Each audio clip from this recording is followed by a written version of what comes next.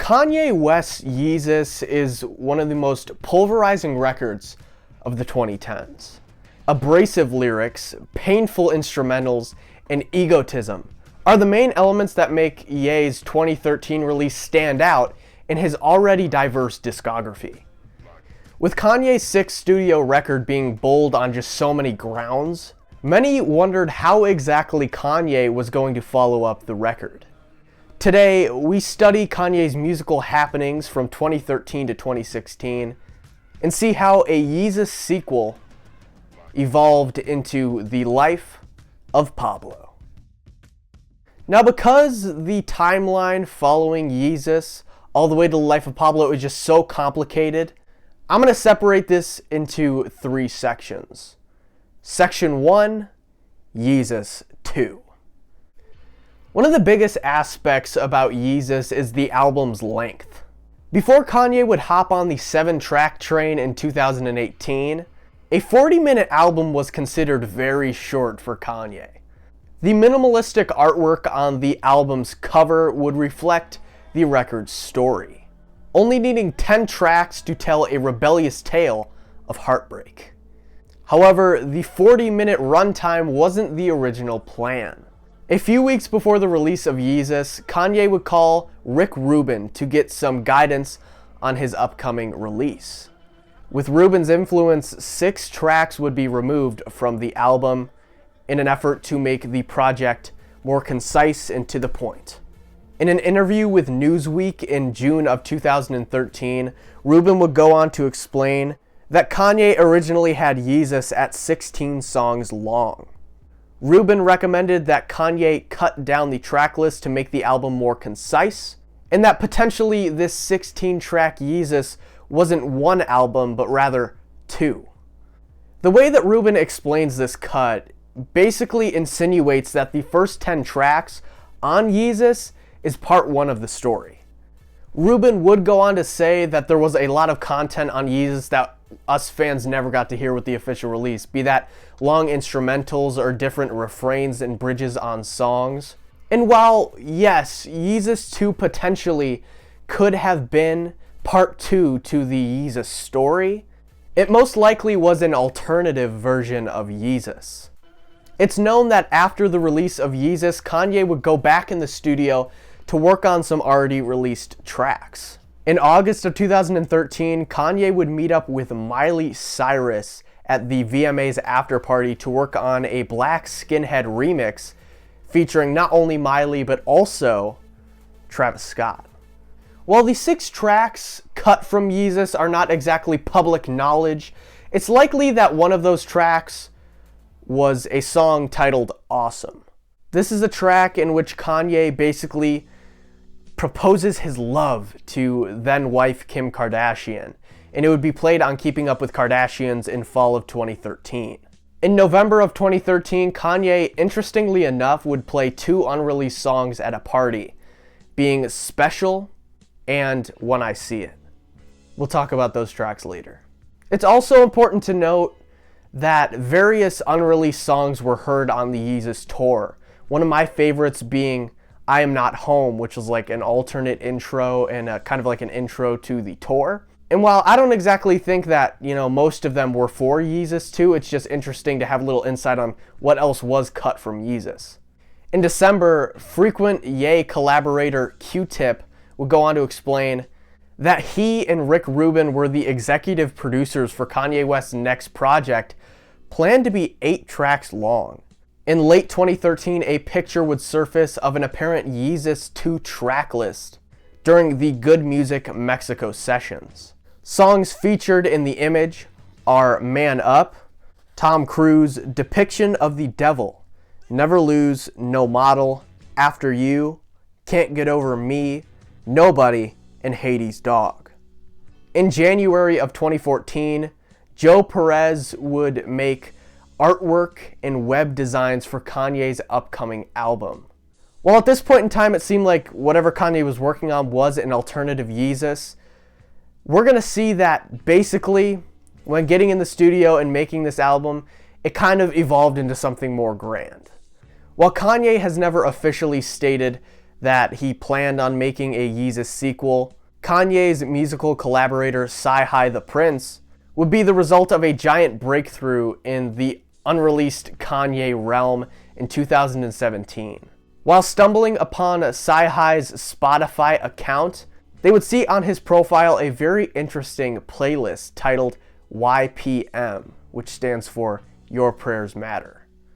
This playlist would have 6 songs, all tied to an album, Yeezus 2. Now, the public couldn't exactly play this playlist or even get access to Yeezus 2, the album, on Sci-Hi's account. However, we do know that while this was discovered in 2017, it was believed to be made in early 2014. Now, as you guys remember, the original Yeezus had 6 tracks cut from it, and Sci-Hi's playlist is 6 tracks. These tracks would be 333, MM, WISI, W, OO, and AY. Now, the titles for these tracks are believed to be abbreviations. OO is likely Only One, a song eventually released as a single in 2014. WISI is likely When I See It. This was originally a Kanye track, and Kanye would even upload his version to SoundCloud in October of 2015. W is potentially Wolves, with Kanye revealing on The Breakfast Club that the Wolves song actually came after a conversation with Drake about a potential collab album in 2013. Adding to this theory, the Wolves instrumental can be heard in a Vine posted by a DJ associated with Kanye, DJ Kashmir Cat. However, many leakers in the Kanye community believe this W song to be Waves, which isn't the Waves off the Life of Pablo, but rather the unreleased track, Can You Be? As for the other 3 songs yet to be mentioned, we kind of know their identity simply due to leaked tracks that we have access to now. AY is most likely the leaked track After You.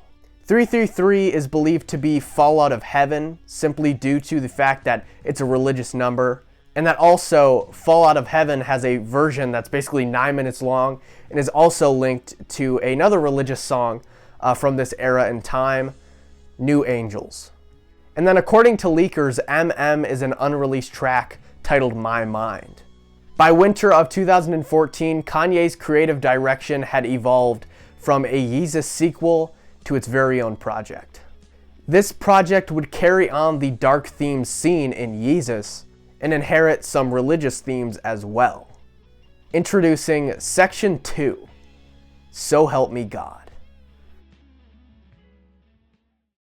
In July of 2014, Kanye West would participate in an interview with GQ magazine to speak on his recent music works in an article titled A Brand New Ye. Kanye would cite his current work musically as beautiful, set to show off his pure talent and abilities as an artist. When approached about when fans can expect this new music, Kanye hinted at a fall release date for a single. More on that later. As the summer of 2014 raged on, we would hear more and more Kanye snippets from whatever he was working on at this point in time. First off, in his interview with GQ, he would cite some lyrics to a track soon to be released titled All Day.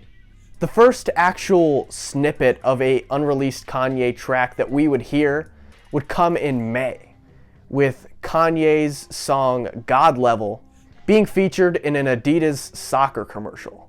Also, a then Kanye track titled Grave would be played at a London club by Ye himself, featuring Travis Scott. This, of course, would later be given to Travis Scott and be placed on his debut album, RODEO. Travis would do very little to no alterations to Kanye's version, hence why when you hear Piss on Your Grave, it legit sounds like Kanye just took over the song in his feature. Another fun detail about this track is that Travis actually received it to Kanye in exchange for a track we would later know as FML. In December of 2014, Kanye releases Only One as a single. As 2014 begins, Kanye is featured on a Rihanna track alongside Paul McCartney titled 4-5 Seconds. We would later learn that this was originally a Kanye track planned to be on whatever album he was working on at this point in time, but he would give it to Rihanna. In February, Kanye hosts his Yeezus Season 1 fashion show. During the event, Kanye would preview the first track on his upcoming record, Wolves. Man, am I happy I get to talk about Wolves again. I know the YouTube comments section loves the way I pronounce it. The following month in March, Kanye would officially give a title to his upcoming record, that being So Help Me God. And alongside releasing the artwork for this upcoming 7th studio album, he would also release the single All Day. Right before the summer of 2015, a picture is captured of Kanye with a whiteboard visible in the background. Although Kanye's head covers up some of the full track names, we can visibly see a list of songs planned to be on Kanye's upcoming record. The tracks listed are Nina Chop, God Level, Wolves, 2 tracks we can't entirely decipher, one starting with a TH and then the other starting with an HO, and then All Day, Only One, Sensational, and Tell Your Friends. 2 months after announcing his upcoming record to be called So Help Me God, Kanye changes the title to Swish.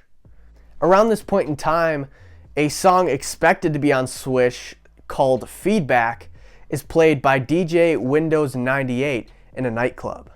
In June, Kanye performs at the Glastonbury Festival. Alongside an amazing performance, 3 unreleased tracks would be played backstage: I Feel Like That, Can You Be, and Midas Touch. As Kanye works on his upcoming record, a private screening is held for a double feature music video. While we have yet to see the All Day music video, we do have a full HD leak of the vertical I Feel Like That music video, which also means we have the full track, which is confirmed to be, at least the version in the music video, 100% finished. In September, Kanye hosts his Yeezus Season 2 fashion event. At the show, he plays 2 more unreleased songs: Don't Jump, and an early rendition of Fade, which is simply an instrumental. Don't Jump would never see an official release, and the version played at this fashion event it was very, very early on in the track's developing stages. We would later get a leaked version featuring Kendrick Lamar, but of course, like I said, this track would never see an official release. Kanye would oddly get really active on SoundCloud at this point in time. Kanye would upload his version of Tell Your Friends to the streaming platform. This track, of course, would be given to The Weeknd by Kanye, still produced by Mr. West, but when released on The Weeknd's Beauty Behind the Madness album, the Kanye vocals and the features heard on this version that Kanye uploaded would not be present on the official release. Continuing on in Kanye's SoundCloud adventure of 2015, he would upload a very early rendition of the song Facts to SoundCloud, and that would receive a lot of negative feedback. Kanye would also drop Real Friends on SoundCloud, and then release No More Parties in LA featuring Kendrick Lamar in January. As Kanye continues to work and alter tracks for this upcoming record, a Snapchat video captures a shot at the track list for Swish at this point in time. Now this footage is really grainy, and all we got under the Swish title is Wolves and Real Friends. However, in a leaked recording of Kanye West and Taylor Swift's famous phone call, a more thorough track list for Swish is visible. The track list was Hood Famous, Wolves, Real Friends, No More Parties in LA, 30 Hours, Highlights, F Right Now, Fade, I Feel Like That, Only One, Father Stretch My Hands, Feedback, and FML. As Kanye previewed early versions of songs and received feedback from listeners, the public's reaction to his new music and fashion would mold his creative process as he worked on Swish. Kanye would continuously tweet out ever-changing track lists to Twitter. constantly switching up the order of songs and even adding and removing tracks. His vision for the album at this point in time was ever changing, and one thing that was for sure in this uncertain time about this seventh record was that his vision for this album at this point in time was very much departed from the So Help Me God era. Although Kanye contemplates returning to the So Help Me God title, he inevitably enters the third and final section of this timeline: waves. Kanye takes to Twitter on the 27th of January to reveal the new name for his seventh studio record, Waves. At the tail end of the month, 2 Chainz takes a video of Kanye finishing up what seems to be Father Stretch My Hands Part 1. As Kanye seemingly puts his finishing touches on this album, he stops referring to this album as Waves and talks about the project under the title TLOP. After a few weeks of this abbreviated name, Kanye would officially reveal what the letters stood for. The final title of his 7th studio album would be The Life of Pablo. Alongside a track list, which again, by the way, would be altered, Kanye would tweet out the cover art of the album. Ye would host a listening party streamed on Tidal for his upcoming album at Madison Square Garden on February 11th. After fully playing through this rendition of The Life of Pablo, alongside showing off his Yeezy Season 3 fashion line, Kanye would again hit the studio to edit the album. Finally, on February 14th, Kanye West would release his 7th studio album, The Life of Pablo. Even after officially releasing the album, Kanye would continue to edit the record, adding tracks, editing instrumentals, and changing lyrics to perfect the project. Kanye himself described the record as a living, breathing, changing creative expression. And after 3 years, fans finally got their follow-up to Yeezus. Although it wasn't exactly Yeezus 2, The Life of Pablo truly is a culture-defining record. While its influence has yet to be openly recognized, I feel that over time, more and more people will come to appreciate this record and realize that Kanye's method behind the madness that is The Life of Pablo was truly iconic. Although we have brought this whole Yeezus sequel full circle, I think it's important to look at what contents could have made up the 2 unreleased records that we never got. Those, of course, being Yeezus 2 and So Help Me God. So let's take a look into these leaks. Alright, so of course we're going to start off with the earlier record here, Yeezus 2. The way I basically cover leaks when talking about these unreleased records is I'll talk about the main songs, and then I'll have a little section at the end about songs that have little to no information, like downright to they were just on the track list and we have no leaks. So starting off with the big songs here, we got All Day.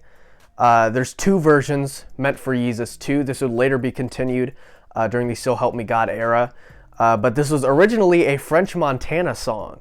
Version 2 has no beat change that we would later get to hear on the release version. This version, the version 1 and version 2, were before the Paul McCartney contributions, so that's right, no outro. Another big song, Awesome, was going to be one of the main players of Yeezus 2.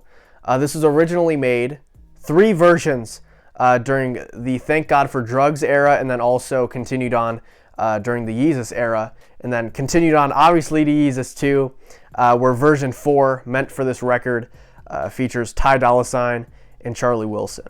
This would also be on the Good Music 2014 whiteboard, along with the Yeezus 2 track list.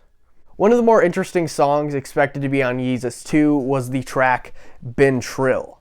Now this is a Kanye version of a song later to be known as 3500. This was originally on a Virgil Abloh EP, but this track would be taken off of all platforms as it got more developed, and then later given to Travis Scott, of course. So basically, the story goes Kanye inherited the track from Virgil, Version 1 is solo, but version 2 features Travis Scott and then also Drake. Like I already touched on here, later it would be given to Travis Scott for RODEO, with the Kanye verses or the Kanye hook, whatever Kanye's contributions to the song were, being taken off. The track After You has a really pulverizing instrumental in the background. This was on the Yeezus 2 whiteboard and on Sci-Hi's playlist. Version 1 is basically a 5-minute freestyle by Kanye. The instrumental is basically Sia's Reaper, and this track would later be given to Pusha T with no Kanye feature and renamed Coming Home. One of my favorite leaks for this era is Fall Out of Heaven. This is also known as 333, as seen on Sci-Hi's playlist. Version 1 features some lyrics that were repurposed for FML and Famous. Version 2 is the shorter version, and this is the one that's on Sci-Hi's playlist. Version 3 is that I referred to it in the timeline section, 9 minutes. This is a 9-minute version of this song. There's an unknown track that's just really random that we don't have a name to. Then it also has New Angels in it, which a lot of people confuse as its own separate song during this era. This is literally only included on this version of Fall Out of Heaven. And then also it has a guitar solo and a harp outro, and this track features Kid Cudi. So I would love to get a full version of this. This sounds chaotic yet awesome. A track that a lot of fans love today originally started and was planned for Yeezus 2, that being FML. Like I said in the timeline section, this was originally a Travis Scott song that was given to Kanye in exchange for Grave. So version 1 is only Travis with no Kanye. Version 2 is the Kanye version with a Travis feature. This was made during the Mexico sessions. And then the track would evolve from version 3, version 4, version 5, version 6, with a different instrumental featuring The Weeknd, and then of course removing Travis Scott's contributions to the song. Speaking of my favorite leaks from this era, the song God Level. Oh my lord, is this track awesome. This was of course the one featured on the Adidas commercial, but if you guys have heard this leak, oh my god. The refrain is legendary, and then that outro hits just so hard. Version 1 is really open and it has a lot less production than the later versions. Version 2 was the one that was edited for the Adidas commercial. And then version 3 is a Tony Williams reference for the refrain. The track Hades Dog goes by a lot of names today. Version 1 is a demo of the song that was played very briefly at Leonardo DiCaprio's birthday party. Very odd circumstances there. Version 2 is when the track shifted over to When I See It, featuring The Weeknd. And then version 3 was when it was officially given to The Weeknd. Kanye's vocals were taken off, although his production is still credited when The Weeknd did officially release it. I mentioned it when talking about FML. The track Piss on Your Grave is another one of my favorites with that Yeezus feel to it. This track started out as a Kanye song, which is very interesting. Of course, later to be given to Travis Scott. Version 1 has no Travis Scott feature, it's just all Kanye on the vocals. Version 2 has some Kanye mumble and then like an empty space in the middle of the song with a beat switch. That was obviously for a feature to happen. Version 3 has that Travis feature and of course the Kanye vocals fitting with it, and would barely be touched up and placed on RODEO when Travis put it on his debut album. Another song played at Leonardo DiCaprio's birthday party is Special. Version 1 was played at the B-Day event. It was only the hook of the song though. Version 2 has a mumble verse from Kanye with different instrumental. And then version 3 had an additional second verse, but this song is really, I would say, rough. Has some potential there, but it would never be followed up on. Finishing out the big players of Yeezus 2 is the track Waves. Version 1 is the W on Sci-Hi's Spotify playlist. This features Kid Cudi and is the first known version of the famous unreleased track Can You Be. Now onto the tracks that don't really have a lot of substance to have their own sections. Starting out with the track Be That N-Word. Version 1 and version 2 were worked on for Yeezus 2. They were previewed at a listening party in 2014, and that's really all we know about this song. Black Skinhead, of course, talking about the remix. Already talked about this in the timeline. Made in 2013 at the VMAs after party, featuring Miley Cyrus and Travis Scott. What a weird circumstances there. 444 MTS is the original St. Pablo. There's two versions of the instrumental seen here out there. Kanye would later adapt these and work on them during the TurboGrafx 16 sessions, and later be inspired to put St. Pablo as the final track for the Life of Pablo. Creep Theme is just a snippet of a Kanye verse over a really weird beat, but in an odd way, it's pretty cool. Man Up is a song we'd later know for TurboGrafx 16, but version 1, meant for Yeezus 2, has a Young Thug solo reference. Version 2 is a finished version with some Kanye in there, meant for Yeezus 2. Only one in its rendition here in this timeline has two mumble versions that exist. Version 3, of course, of this song was the version that would be released, and all of these versions had that Paul McCartney touch to them. Continuing on to this long list, we got the song No Model. This would be on the Yeezus 2 whiteboard. Version 1 would be Kanye's song, but later given to Sci-Hi in version 2 of the track. Depiction of the Devil, we know nothing about this track other than the fact that it was on the Yeezus 2 whiteboard. Enya is known as the OG Waves. We're not talking about Can You Be, we're talking about the waves that would end up on the Life of Pablo. Thank you, Chance the Rapper. This was featuring Theophilus London, although he would be taken off it when eventually Waves did get an official release. The track Feedback would get its roots here in the Yeezus 2 era. Live snippet would be played in 2014. Version 1 was made during the Yeezus 2 sessions. Another track off the Life of Pablo originating in Yeezus 2 was the track Highlights, but the version for Yeezus 2 just had a little bit of Kanye mumble. The track My Mind is another one on the track list. The track Never Lose on the whiteboard. The World is a really sick instrumental that was meant for Yeezus 2 and made during this period in time. I always had a theory that this was potentially an intro to this album. It's really cool. It's awesome. The track Tom Cruise, also made during the Yeezus 2 era, very roughly, but then this would evolve into Big Sean's All Your Fault. And then finally, Wolves would get its start in the Yeezus 2 era. Version 1 is featuring Drake. Unfortunately, we do not have a leaked version of this. Very unfortunate. But this was allegedly planned and made for their collab album. It wasn't really intended for Yeezus 2, but it was made during this point in time. Now on to the So Help Me God leaks. So we're going to see some tracks from Yeezus 2 carried on here, and I'll just give the details on their renditions during the So Help Me God era. Speaking of which, starting off again with All Day. Version 3 has different lyrics. Version 4 is mixed very poorly, and it's longer, so very fun listen there.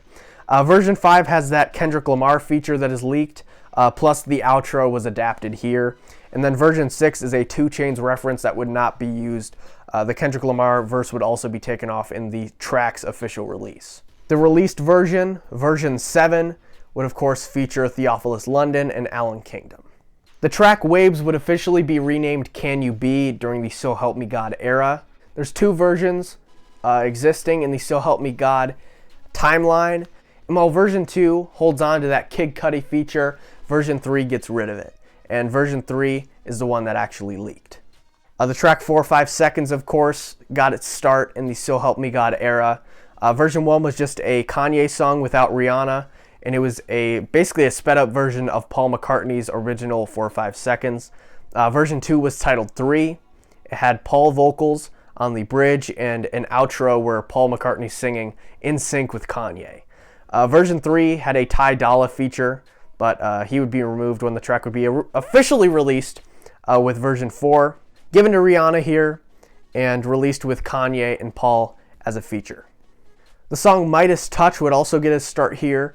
Version 1 and version 2 were a Rihanna reference and not intended for Kanye. Version 3 was given to Kanye, and this is the one that was heard backstage at that festival. And then, of course, this would morph into FML, heard on the Life of Pablo, with Kenyon Christ getting no credit. Finally, the song Wolves would continue on to the So Help Me God era. This was the intended first track for this album. Version 1, of course, got its start in the Yeezus 2 era, but version 2 would be heard at a Kashmir Cat concert with some added horns. Version 3 would be the one played at Yeezy Season 1 featuring Sia and Vic Mensa. And then version 4 would have that Frank Ocean feature. And of course, this song would be edited once officially released by Kanye due to public flack. Lastly, we got the tracks with little to no information. We got Piss on Your Grave. Version 4, made during this era, has that finished Travis Scott verse. And then version 5 was finished. It was titled Grave, and it's even seen in that one VMA commercial featuring The Weeknd. So very interesting there that it was really close to being released. The track Never Let Me Go is a leak of clear backing vocals that would be added to Can You Be. It's basically Kanye just saying, get off me, so it's not that interesting. The track Fade would get its start here. The OG version is heard in the background of a Twitter video, and it's only the instrumental of the track.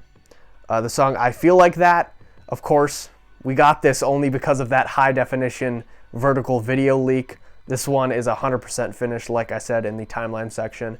The track Nina Chop, later to be renamed Famous, will get its start here. Version 1 has Kanye and Young Thug on it. This was actually meant for Rihanna's Anti album. Version 2 has Rihanna on the hook, and she has her own verse too, but it wouldn't be put on the final version. It was, of course, later be turned into Famous and added with those bombs. The track Sensational has little to no information about it. All we really know is that it is the Sens on the whiteboard picture. The track Man Up has 4 versions in this era. Version 3 has different production than the Yeezus 2 version of this song. Version 4 is a Tyga reference. Version 5 is a Young Thug ref. And Tyga has lyrics that would later be planned for Kanye to recite. This is Kanye's lyrics, with Tyga just kind of placing there as a placeholder. Version 6 is renamed Rap Tarantino, has a totally different instrumental and lyrics. Superstarred, literally, this is a leaked track. It's very rough in lyrics, but it's also known to a lot of people as We Floatin', because that's like Kanye's main flow on the song. Southside Serenade, this was also known as Since You Went Away. Version 1 is completely unfinished. Version 2 is finished, however, it is not leaked, so there's not much we know about this song. The Mall is one of the highlights of Post Malone and Kanye's little meetup and studio sessions. It's basically a 12-minute Post Malone freestyle over a Kanye instrumental. And finally, the track Ultimate Lie. Version 1 exists, it's not leaked, but version 2 has been played by Shay Pope on Instagram. I know that there's a lot of Kanye fans in the Kanye community that wish they lived in this alternate reality where a Yeezus 2 got an official release. The prospects of a lost Yeezus, or even a continuation of the Yeezus story told in Kanye's 6th studio record, it sounds amazing. While of course a Yeezus sequel would never see an official release, Yeezus' influence on Kanye's discography post-2013 is very apparent. I mean, even passing the Life of Pablo, we see it in Ye and Kids See Ghosts in 2018. The ongoing story of Yeezus 2 to So Help Me God to finally the Life of Pablo is just really fascinating. While all 3 records have some of the same elements and even share some of the same tracks, they all stand out and are totally different for separate reasons. Ultimately, I think The Life of Pablo was the best result us Kanye fans could have got for Kanye's 7th studio album. Rather than the dark themes planned to be featured on So Help Me God, The Life of Pablo is a manic fusion of the dark elements of Yeezus and Kanye's superstar status, mixed in with a massive amount of self-awareness and intimacy as Kanye grows as a father, husband, Christian, and a man.